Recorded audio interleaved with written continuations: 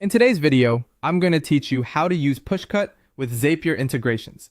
If you've ever wanted your automations to reach you instantly on your devices, this walkthrough will show you how to connect Zapier with Pushcut so your workflows can send timely, actionable notifications.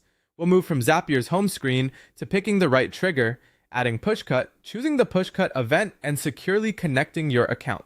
Start by heading to the Zapier homepage and make sure you're signed in. This is your control center for all automations. From here, open the Zaps area. This is where your workflows live and where you'll set up the flow that will hand off information to Pushcut. Next, choose the event that will start your automation. In Zapier, this is called a trigger. Think about what should cause a notification.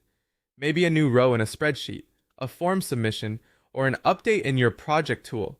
Pick the trigger that best matches the moment you want to be notified. Taking a second to choose the right trigger now makes the rest of your setup much smoother. With your starting event selected, it's time to bring Pushcut into the mix. In the app search field, type Pushcut.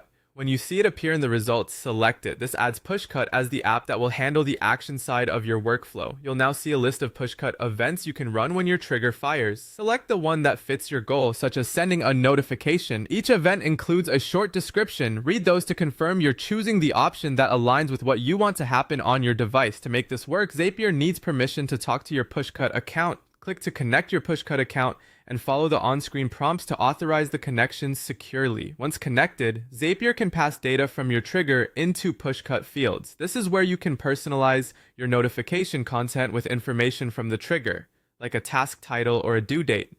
Use the field picker to insert those values so every notification is specific and helpful.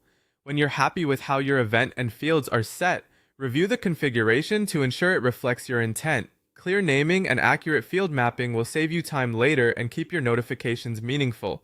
And that's it.